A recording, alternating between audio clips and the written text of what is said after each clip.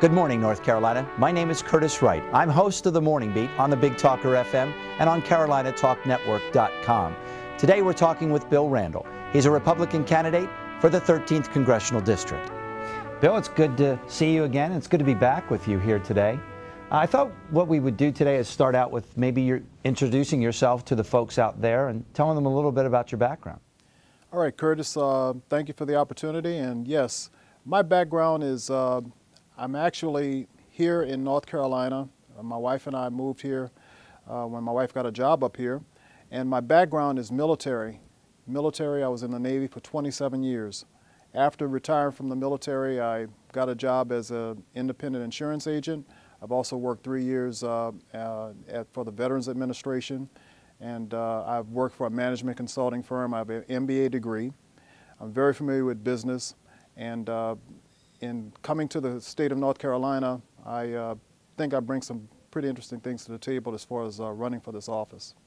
You know, I always ask candidates this question, and I think the people are interested in the answer to this question, and that is, what was it that motivated you to step forward, put yourself out there in public like this, and run for this particular office, which is, of course, the 13th Congressional District here in North Carolina? Well, Curtis, 2010 is game, set, and match for the United States of America.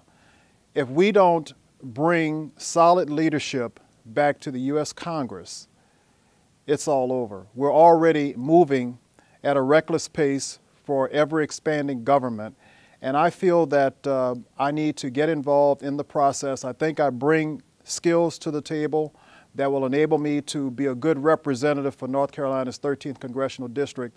And instead of talking a good game, I believe in getting in there and actually making a difference and bringing the people to Washington, D.C. You know, whether it's in different pockets of North Carolina or whether it's across the entire state, across the nation, we have seen an historic amount of people get involved. Not just Republicans, not just Democrats, but independents. We have retired folks that have gotten up and gotten out and gotten involved. We've seen younger folks get involved. What is this? What have you taken away from this? What have you seen? What have you learned from this last year of, I believe, historic involvement by the American people?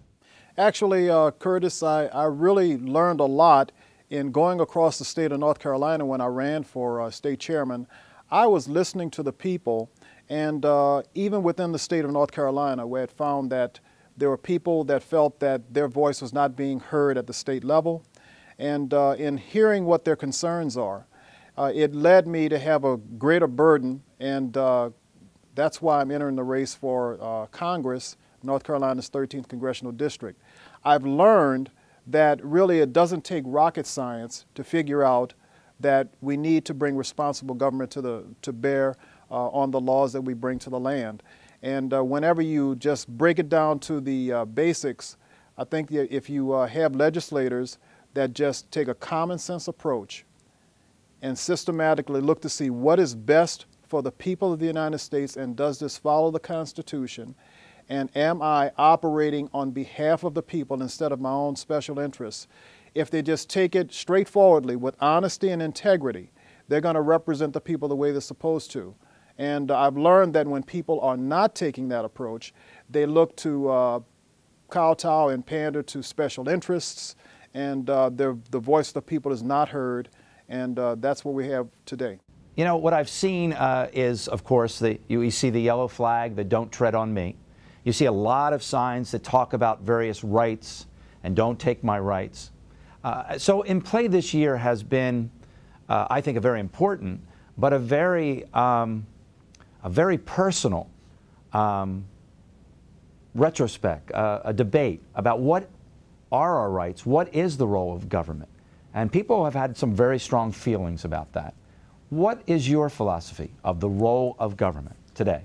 Curtis, and when you were mentioning about the people and the scenes that you described, it really warms my heart whenever I think about people actually getting engaged and involved in their government or in the process of our government.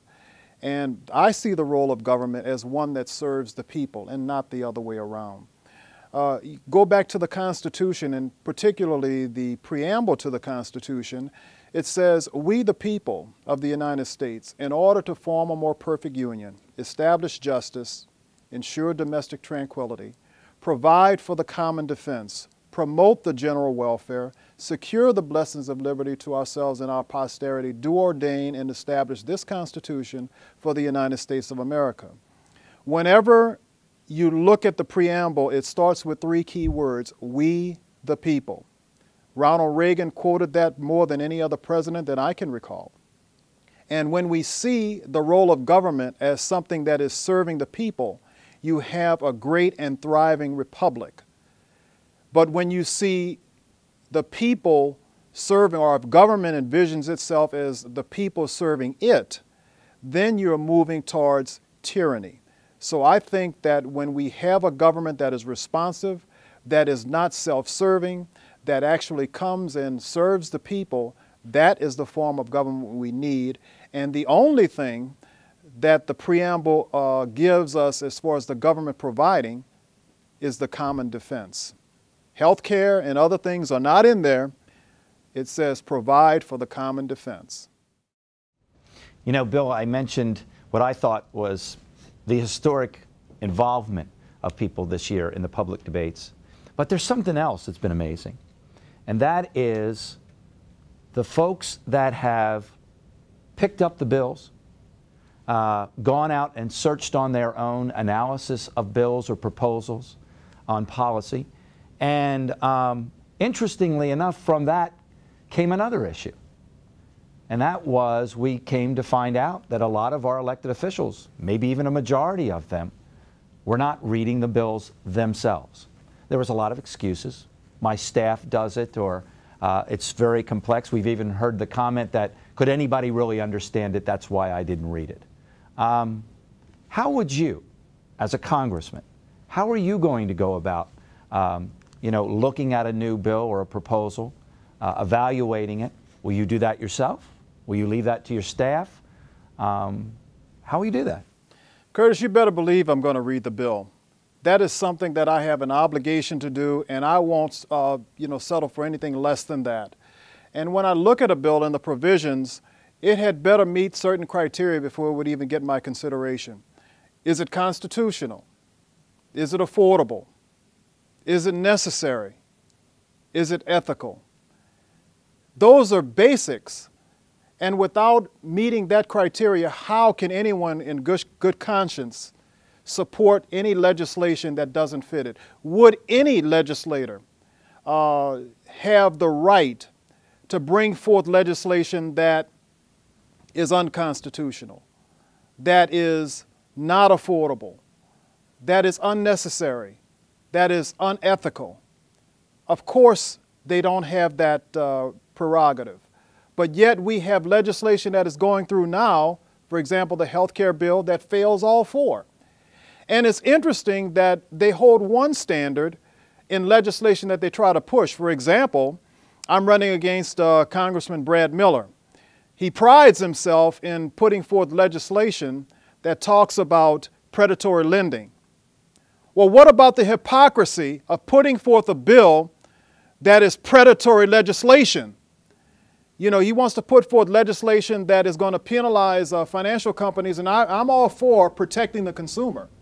But what about protecting the American people from legislation that has no place in government?